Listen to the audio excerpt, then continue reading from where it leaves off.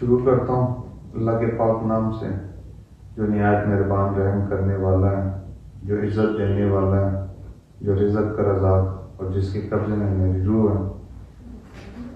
تو کافی دوستوں کی کال آ رہی ہیں، کافی دوستوں کے میسیجز آ رہے ہیں کہ کیس چیکنگ کے حوالے سے تھوڑا سا کر لیں کہ جو آپ کے کیس ٹھیک ہو رہے ہیں تو آپ کس انداز سے اس کی نوعیت، اس کیس کی نوعیت، اس بیماری کی نوعیت دیکھتے ہیں کہ ایک مریض آپ کے پاس آتے ہیں اس میں کیا دیکھتے ہیں، وہی مریض ہمارے پاس بھی آ جاتا ہے، لیکن ہم کیس چیکنگ کرتے ہیں تو وہ کسی اور انداز سے، اور آپ کا کیس چیکنگ جو ہے وہ اس انداز کچھ اور ہے۔ یہ کیا وجہ ہے؟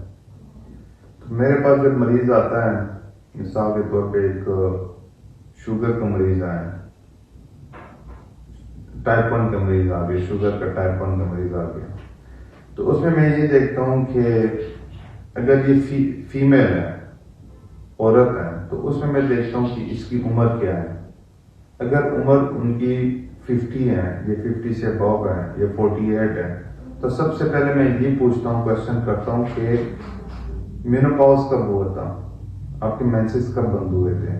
تو اس کو پہلے میں دیکھتا ہوں کہ مینسز کب بند ہوئے ہیں، مینسز سے پہلے شوگر ہوئی ہے یا مینسز کے بعد شوگر ہوئی ہے۔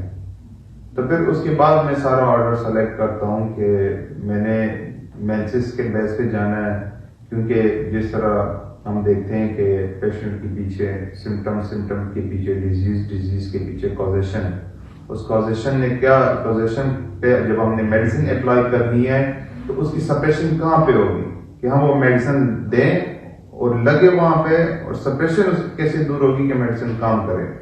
مثال کے طور پر اس کی میڈیسن اگر مینسز اس کے ٹھیک ہے، مینسز سے پہلے اس کا شوگر ہوا ہے، تو پھر میں جاتا ہوں سٹریس پہ، اس کی کاز دیکھتا ہوں کہ سٹریس تو نہیں۔ اب اگر وہاں پہ ایسڈ فاسٹ نے کام کرنا ہے، ایسڈ فاسٹ نے کام کرنا ہے، ایسڈ فاسٹ کو میں نے اپلائی کرنا ہے، ایسڈ فاسٹ کو میں نے دیکھنا ہے کہ ایسڈ فاسٹ کے لیے کوئی راستہ کسی نے روکا تو نہیں ہے، کیونکہ بہت سارے ایسے کیسز ہوتے ہیں جو ہمارے ایسڈ فاسٹ ٹھیک کر دیتی ہیں۔ وہ ایک سٹریس کی میڈیسن ہے، اور وہ سٹریس وہاں کیسے پہنچتا ہے ڈیزیز تک، ایسڈ فاسٹ کیسے پہنچتی ہے، اس کے پیچھے بھی کچھ لاجک ہوتی ہیں، کوئی ایک وجہ ہوتی ہے اس کے پیچھے بھی۔ اب جس طرح بندہ ہے، بندے کی 4 سٹیجز ہوتی ہیں ٹینشن کی۔ وہ 4 سٹیجز کس طرح ہوتی ہے کہ پہلے سٹیج میں یہ ہوتا ہے کہ مریض جو ہے اپنی ٹینشن، اپنی پریشانی کسی کے ساتھ شیئر نہیں کر سکتا، پھر وہ آگے چلا جاتا ہے، دوسرے سٹیج میں انٹر ہوتا ہے، یعنی اس بیماری کے ساتھ کچھ عرصہ رہتا ہے لیکن وہ دوسرے سٹیج میں چلا جاتا ہے۔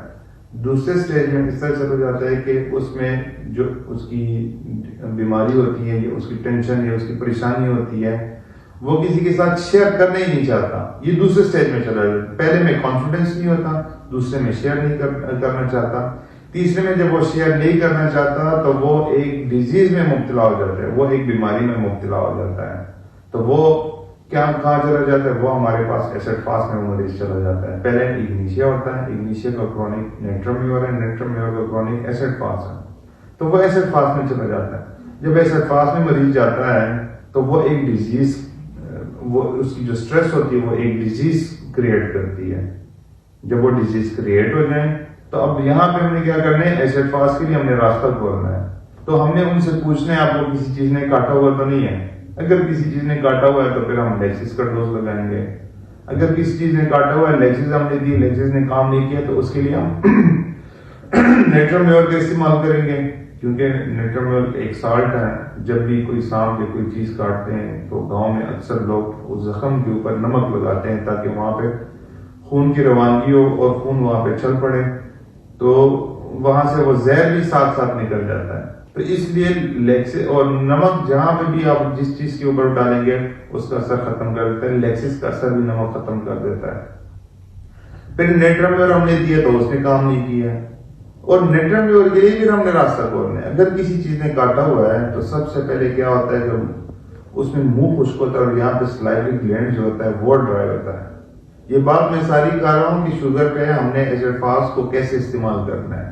اگر ایسڈ فاسٹ کا مریض ہمارے پاس آتا ہے تو پھر وہ نیٹرمیور کے لیے ہم نے راستہ نکالنا ہوتا ہے کہ اگر اس کو منہ خشک ہوتا ہے تو سلائیوری گلینڈ، پیراٹائٹ گلینڈ جو ہے نا، یہ ڈرائی ہونے شروع ہو جاتا ہے، اور یہ بہت بڑا رول ہوتا ہے اس کا کہ جب آپ کو کوئی چیز کاٹ جائیں تو وہ پیراٹائٹ گلینڈ جو ہے وہ سکڑنا شروع ہو جاتا ہے، ڈرائی ہونا شروع ہو جاتا ہے۔ تو پھر ہم نے پیراٹائٹ گلینڈ وہاں پہ استعمال کرتے ہیں. اس کو اسٹیمولیٹ کرنے کے لیے ہم میڈیسن دیتے ہیں. بعض پیراٹائڈینم ہماری میڈیسن ہے وہ کام نہیں کرتی تو پھر اس کے لیے ہم سیروٹونین استعمال کرتے ہیں. سیروٹونین ایک کیمیکل ہارمون ہے جو 70% 80% آپ کا اسٹمک پروڈیوس کرتا ہے, برین کو دیتا ہے, جو کہ ایک میسج لے کے جاتا ہے, پریشانی والا میسج ہے تھلمس کو, پیچوٹری کو, پھر آگے وہ گلینڈز کو دیتا ہے جس سے وہ ہارمونز بلا وجہ ریلیز کر دیتا ہے. جس طرح ٹائپ 1 میں ہوتا ہے کہ ٹائپ 1 میں یہ ہوتا ہے کہ انسولین کے لیے میسج ہی نہیں جاتا, وہ میسج ڈسکنیکٹ ہو جاتا ہے, راستے میں رپچر ہو جاتا ہے, جاتا ہی نہیں ہے کہ باڈی کو انسولین کی ضرورت ہے کہ انسولین بناؤ. وہ کیا ہوتا ہے وہ دھیرے دھیرے پینکریاس کو ختم ہو جاتا ہے اور پینکریاس انسولین نہیں بناتا. تو پھر ہم کیا کرتے ہیں یہاں پہ سیروٹونین کا استعمال کرتے ہیں. اب سیروٹونین بھی اگر وہاں پہ کام کرنا چھوڑ دیتی ہے تو یہاں پہ ہمارے پاس ہسٹری آ جاتی ہے سائیکوسس کی کہ جسم پہ کوئی چوئیاں تو نہیں ہے, کوئی وارڈس تو نہیں ہے, مسے تو نہیں ہے, اور اگر وہ ہے تو پھر دوسرا کا استعمال کر لیں, میڈرینم کا استعمال کر لیں. میڈرینم کا بھی استعمال بعض ٹائم رک جاتا ہے تو پھر وہاں پہ آپ ٹیوبر لگا سکتے ہیں, بیسیلینم لگا سکتے ہیں, وہ اس کو اسٹیمولیٹ کرتی ہے, میڈرینم کو سائیکوسس میں ہیلپ کرتی ہے, سائیکوسس کو دور کر دیتی ہے میڈرینم اور ٹیوبر. پھر ٹیوبر کا بھی کرونک موجود ہے, ٹیوبر بھی کام نہیں کرتی تو پھر اس میں وہاں پہ ہم کارسینوسینم لگا دیتے ہیں. اور کارسینوسینم تو موسٹلی ہم شفٹنگ ڈیزیز میں لگا دیتے ہیں. اگر فیملی میں کسی کو پہلے شوگر ہوئی ہو اور ہم کارسینوسینم نہ لگائیں تو وہ جتنا چین ہے یہ کوئی میڈیسن کام نہیں کرے گی. اگر ہم کارسینوسینم کو لگائیں گے تو یہ ساری چین کام کرے گی. تو یہ اس کو اسٹیمولیٹ, ایک میڈیسن دوسری کو, دوسری تیسری کو, تیسری چوتھی کو یہ اسٹیمولیٹ کرتی ہے. آپ اس الفاظ سے پھر آپ کو مریض ٹھیک ہو سکتا ہے. جب آپ یہ سارا راستہ کھول دیتے ہیں, یہ ساری چیزیں آپ پوچھ لیتے ہیں تو پھر آپ کے لیے راستہ کھل جاتا ہے. یہ ایک شارٹ سا طریقہ ہے جو میں نے ایک بتا دیا. باقی میں گیسٹ ٹیکنگ پہ کافی دوستوں کے میسیجز آ رہے ہیں, کال آ رہے ہیں کہ یہ اس پہ ڈیٹیل سے میسیج دیں.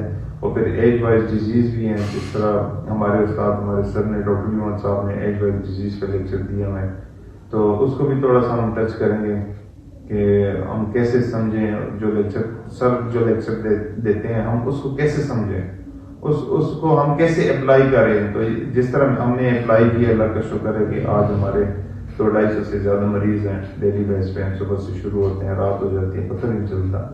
تو بہرحال انشاءاللہ اس ساری چیزوں پہ ڈسکشن ہوگی. کافی دوستوں کی کچھ کمپلیکیشنز ہیں, کچھ کیسز ہو کے ہوئے ہیں, اس پہ بات ہوگی, کافی ڈیبیٹ ہوگی. تو یہ سلسلہ ہم نے اب شروع کر لیا ہے تو انشاءاللہ یہ چلتا رہے گا. شکریہ.